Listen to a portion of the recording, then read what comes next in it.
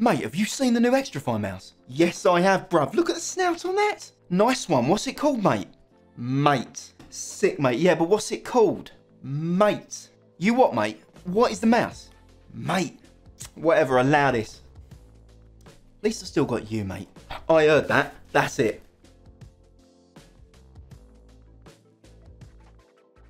Xtrfy have never been a brand that plays it safe with their shapes, but this time you can't convince me their designers aren't playing some sort of mass social experiment with the release, because the M8 or Mate is one of the no-cap strangest mice I've seen in years. In all honesty, the mouse looks so different to the Xtrfy we've seen in previous releases, you'd be hard pressed to realise this is one of their lineup. They've ditched the cheese grater holes, RGB and weight slider gimmicks, and instead have delivered simultaneously the most sensible and most bafflingly odd mouse of 2022. I wouldn't call the unboxing boring, but it's certainly got a lot more of the stark Nordic efficiency, ditching quirky bundled extras like keycaps and baby's first screwdriver that you might have seen in their other releases like the M42 wireless or the MZ1, aka Zeiss PR liability. What you do get though is of the usual high standard, and by my count it is a spare set of skates, a quick start manual, the wireless receiver and adapter, and a super flexible charging cable, which they continue to insist on calling the EasyCord Pro, in the vain hopes that anyone outside Xtrfy will do so too. And finally, we have our little wireless dumpling, the Mate itself. Dolloping the chibi little shell on the desk, first impressions were just how out of place it looked against my other modern peripherals.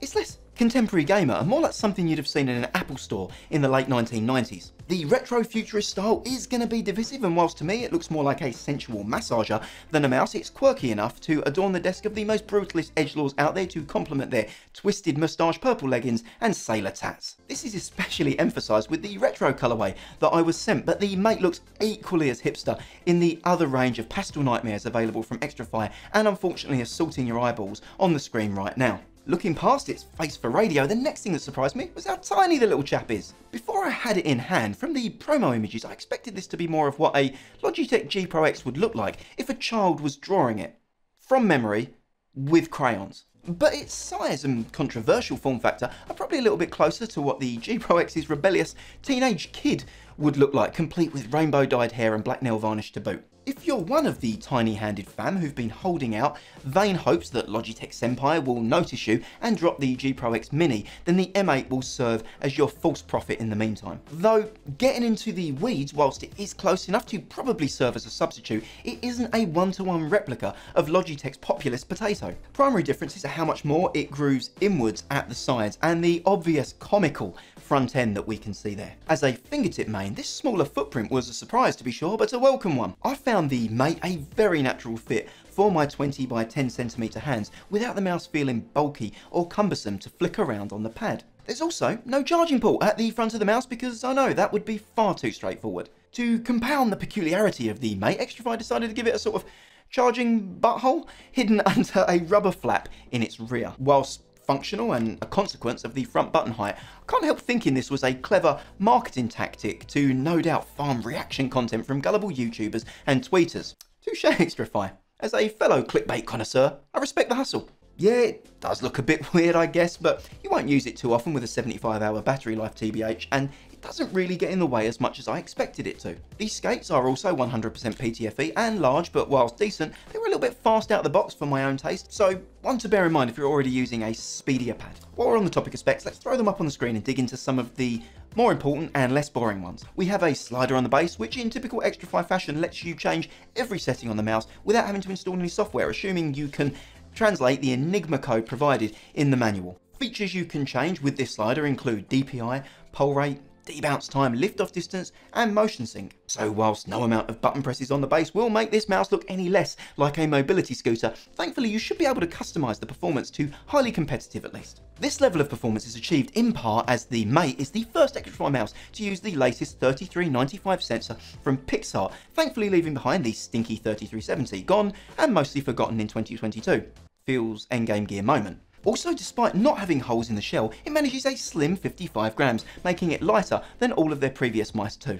No holes and a single piece top shell really benefit this mouse in terms of providing a range of grip options, much like its big daddy, the G Pro X. The only thing that might serve as a bit of a barrier to grip is the coating, which is about as slippery as Trump's tax accountant. The only grip where this wasn't an issue was a deep claw, as the mouse was pushed more firmly into my palm from the low front position. And this is probably a good time to talk about the domed front clicks and what they feel like in hand. I will have to concede, whilst it remains a bit of an ugly duckling, the clicks are a real standout in terms of feel and performance at least. There's almost no pre and post travel, and the experience is more like flicking a light switch on and off in terms of tactility and immediate feedback versus comparable mouse clicks on other mice. And the same is true of the side buttons and scroll wheel, which are both functional and responsive in a way that you'd expect them to be on a mouse of this calibre. In terms of the sloped front end that reaches the frankly microscopic 4mm at its most extreme, I think you really see the most impact the further forward you position your fingers, which is both the biggest strength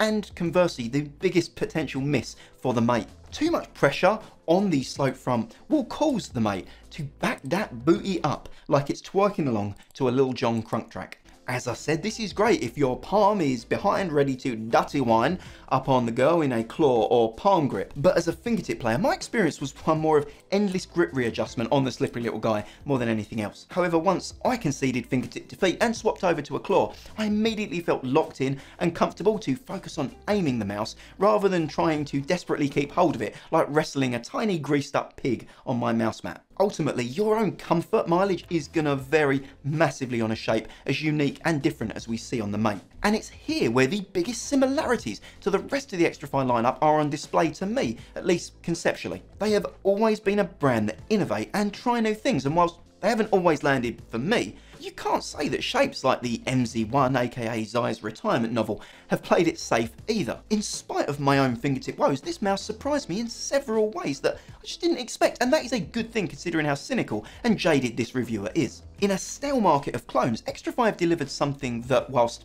ugly AF to me, has a ton of personality and character and the performance chops to hang with the best of them. I didn't expect much from this mouse.